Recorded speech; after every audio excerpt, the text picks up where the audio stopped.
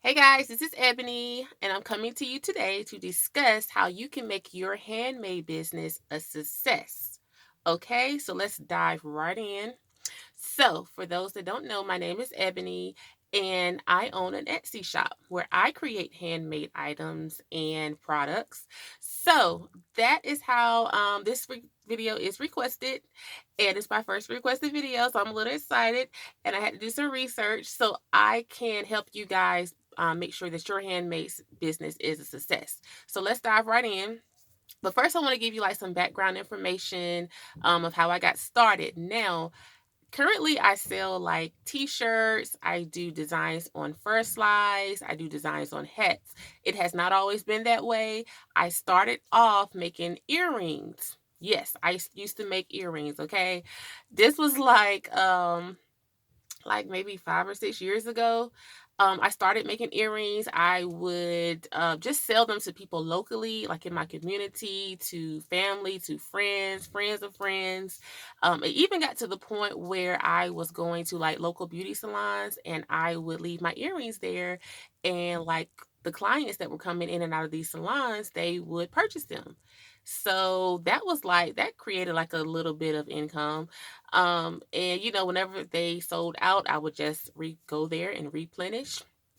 And everything was gravy. So of course, you do things and it get kind of boring, it get kind of stale. So I was like, look, I want to do something, where I can reach more people outside of my community. So that's when I kind of like dug into like selling online.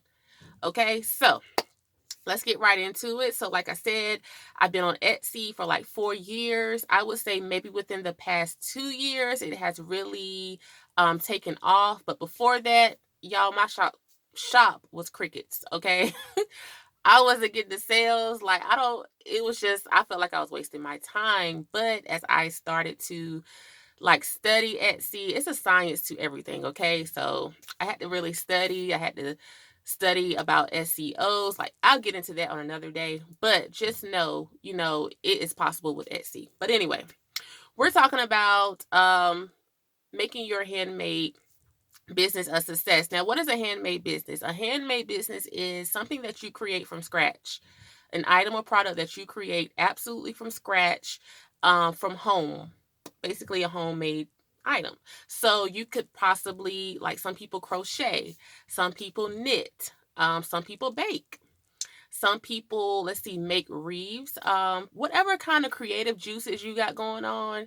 And, you can kind of like your creativity just creates like something like shirts, or maybe you bad with a sewing machine. You can, it's the possibilities are endless. So, and you want to take this craft or this hobby to the next level. So, I'm going to give you 6 tips that's going to help you propel towards that business. Okay, this is exactly what I did. This is what worked for me.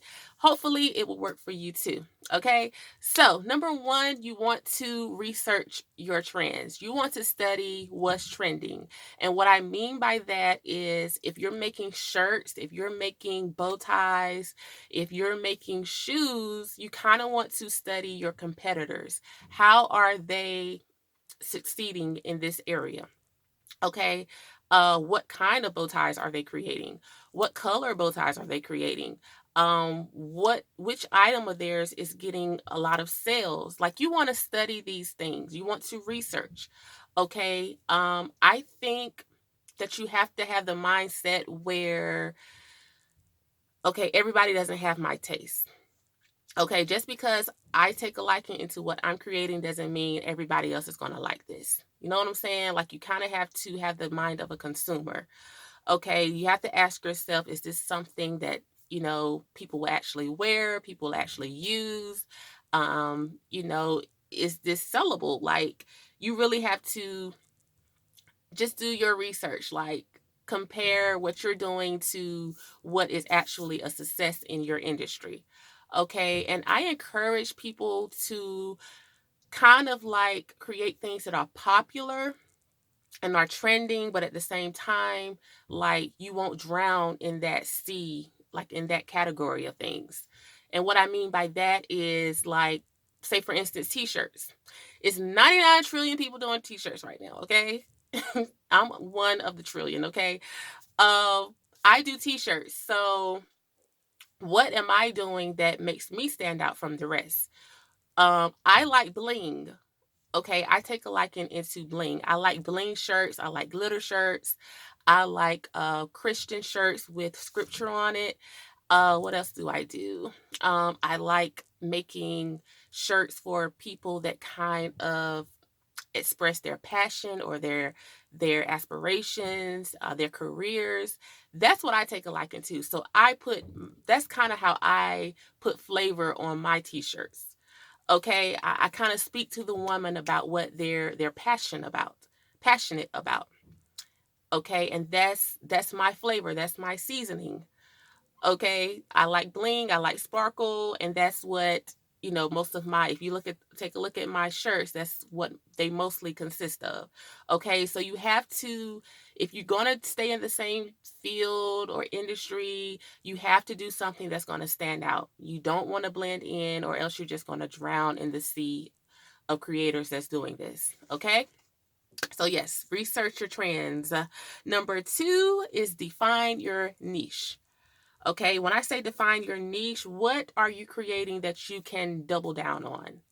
Okay, now, when I first started, I was doing, oh my goodness, y'all, I was doing, like I said, I started off doing earrings. So that went from earrings to necklaces to bracelets to rings to bow ties to blinging out Nike slides, blinging out cups.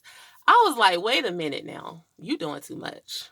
Girl, you was doing too much. Like, you just have to have that limit. You have to, I think it's important to have maybe 2 or 3 things to focus on to really master and focus on selling from that point.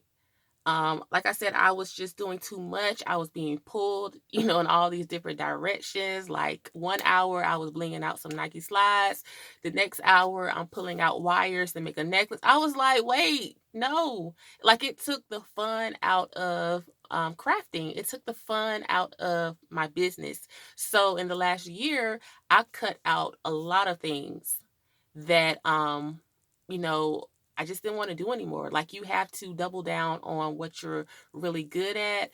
Um, Things that don't take up so much of your time. Um, and things that's profitable for you. Like double down on things that you sell really well, that creates a profit for you. And it's just better that way. That's why I say like really define your niche, okay? So, number 3, you have to target your audience. Okay, a lot of times we create and we make a lot of items and we advertise on our page, and we're advertising to so many people, but we're actually speaking to not a soul. Okay, so what do I mean by that? I mean, like, everybody isn't into what you're making. Okay, it's no offense, but everybody's not going to like what you like. Everybody's not going to like what you create.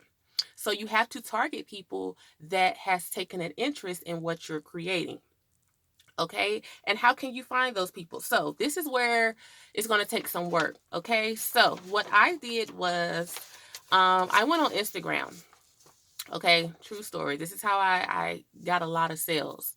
Okay, so you're going to want to go on Instagram, whatever you're creating. Okay, if you're creating, let's say, cups, bling cups, if you're creating necklaces, if you're creating bow ties, you're going to go into the search engine on Instagram. You're going to hashtag bow ties, hashtag bling cups, hashtag knitted hats, hashtag handmade bracelets, handmade necklaces. And what you're going to do when these photos populate, you're going to click on the photos. Okay, and the photos typically belong to other creators just like yourself, other sellers that's selling their products. Now you're going to click on the photos and you're going to go through the comments. Particularly, I like to go through, if I see that an item has like over 100 comments or replies, I typically go there. And if I find that it's something similar to what I'm making, I typically go through the comments and I will follow people who take interest in the product that my competitor is selling. So it's basically like, you're letting them know, hey, you're interested in this item. Well, look at me. I do the same thing. Like I have this, this is my spin on, the same product. This is my flavor. This is my style. Come check me out. Hey, look at me. Come follow me. That's basically what you're doing. Okay? So, you follow them and they follow you back. So, of course they're going to look at your page like, what is this? Who is Creations by E? Why does she want to follow me? And as they're going through, your page, they'll see, okay, hmm, she's making items that, I generally like to buy. And that's how you position yourself in front of your consumer. That's one of the ways. Okay. And that has worked wonders for me. I'm telling you, like, I would go through like all these pictures and follow all these people, like, but it really, the investment in doing that is very profitable. Like, you will position yourself in front of new people, from around the world, not just who you know. It is like an avenue you definitely want to try. Okay. So, yes, please do that. Try that method. Okay. Next thing is you want to invest in some photography. Okay. Invest in some good photos of your product. And, yes, invest in good photos. Now, you don't want photos that are dim. You want your product to be in well lit. You want your products to be well lit. You want your products to be precise, be very clear, detailed. You don't want your pictures to be blurry. And I always suggest like you can go to Walmart, you can go to Dollar Tree, get you a cheap poster for 50 cents, and that can be your backdrop. What is a backdrop? Basically, what you put your item on and snap a picture. It makes your item pop. Okay, get a white backdrop and take that white poster board, take your item, go out on a nice sunny day in the grass. Natural light will work wonders on some pictures, let me tell you. Okay, go out in the sunlight. Natural light is the best light. Okay, so yeah, go out in the sunlight. You can even use the grass. I've seen people use real grass. Like they will put their shirts on real grass and snap pictures like it's a good background. Get you some little dandelions, some fake flowers, and kind of like position it around the shirt. Like that would be a good some good prompting. Like, oh my god, like the ideas are endless. Okay, it doesn't take much to invest into a nice quality photo for your item. Okay, if you're not good with that, you can hire out friends.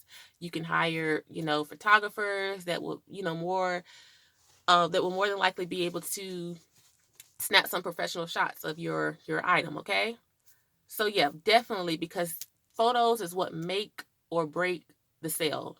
Okay, if I'm going to your page and I notice your photos are dim, they're not well lit, they're blurry, they're not centered, like it's a turn off. Okay, it's a turn off. And I can't fully see the detail of what I'm purchasing here. So I'm going to look somewhere else where I can view some detail. Okay? So, number 5, choose a platform for you to advertise. Now, there are so many social media sites, um, such as Facebook, Instagram, Twitter, Pinterest, and I highly recommend Pinterest. Pinterest is where it's at, y'all. Try use some Pinterest. Oh my God, I think I generate probably more than 60% of my sales from Pinterest. Please open you up a Pinterest business account and get the pinning your items up there. Okay, make sure you have a landing page. When I say a landing page, that is if someone goes on your Pinterest and they click your item, it takes them directly to where they can make a purchase. Okay, make sure you have a landing page and you want to sell yourself. Okay, um not only are you selling your product, you want to sell yourself. When I say sell yourself, you're advertising, you are marketing. I don't like going on people pages and I just see their products for sale and they have a price in the caption. Like, I want to see who's behind the scenes. I want to see who's making this. I want to see whose page this is. I want to see the owner. I want to see your personality. I want to see your charisma. Like, you really have to groom yourself into being a storyteller, when you're marketing your business. Like, you have to have good captions. This is something I'm still working on because I hate doing captions. I am not the best captioner, whatever you want to call it. But you really have to explain your product, explain yourself. Like, you just can't post a picture of a shirt that you made and say pretty blue shirt for sale. You can't do that. Like, you have to put some description. Like, you have to target your people. Say, for instance, if I'm doing like a Bible verse shirt, I just can't post a picture with the shirt up there, just giving the scripture and the price for it. Like, who am I targeting? If I'm targeting women in ministry, you have to come up with a good story. Like, this would be perfect for that women's outing, that women, I don't know. You have to play with it. You have to tell a story. Okay. So people get really bored if they go on your page and all they see, is pictures of your merchandise. They don't see where you are. They don't see a picture of you. They don't see a picture of, you working behind the scenes. Anything of that nature. Like, you have to tell a story. You have to paint a pretty picture of what's going on within your business, how you're making your merchandise, how you're selling it. You have to do that. So that is number 5. Number 6, last but not least, find you a platform to sell on. Okay, like I told you in the beginning of this video, I sell on Etsy. Okay, Etsy is an excellent platform to be on if you're creating anything handmade. Also, eBay. I think Amazon Handmade has a platform now. What's another one? You can also vendor locally if you're having local events. If you're having events in your community, you can always volunteer to vendor. Some people require a vendor fee. It's not expensive, but that is a way to get yourself in front of new people, in front of consumers, in front of people that's looking for merchandise that you have to offer. Okay, but I highly recommend starting out getting on an established platform such as Etsy, such as eBay, versus creating your own website right now. Why do I prefer that? Because these websites are generating hundreds and thousands of people every day, all day, and when you're creating a website, it's kind of hard to drive traffic there. It's kind of hard to get traffic going there, in your beginning stages. So you want to position yourself on something that's a little bit more, that's been around a little bit longer, and that can drive that traffic for you. Okay, because soon, like, if you go into a search engine and someone types in, looking for African bow tie, like, your Etsy posting would post way before your website would populate, if that makes sense. It takes time to build works. It takes time to build websites that will populate in the search engine. It takes work. It's not going to happen overnight. Same thing with Etsy. It takes work, but I believe that it would, I think, honestly, it would populate before a created website would. That's just my opinion. Okay, so that is basically it. I gave you guys the 6 steps that I use, and I'm gonna go over them one more time. Number 1, research what's trending. Number 2, define your niche. Number 3, you want to target your audience. And number 4, invest in photography. Number 5, find an platform to advertise. And number 6, find a platform to sell. Okay? And also, let me add something to the platform to advertise. Now, there are groups on Facebook that you can add yourself to, where people, it's a whole bunch of creatives just in the group sharing what they're making, sharing their merchandise, sharing their products. And this is a good method to get your product in front of people, because people be sharing it to their pages, their personal pages.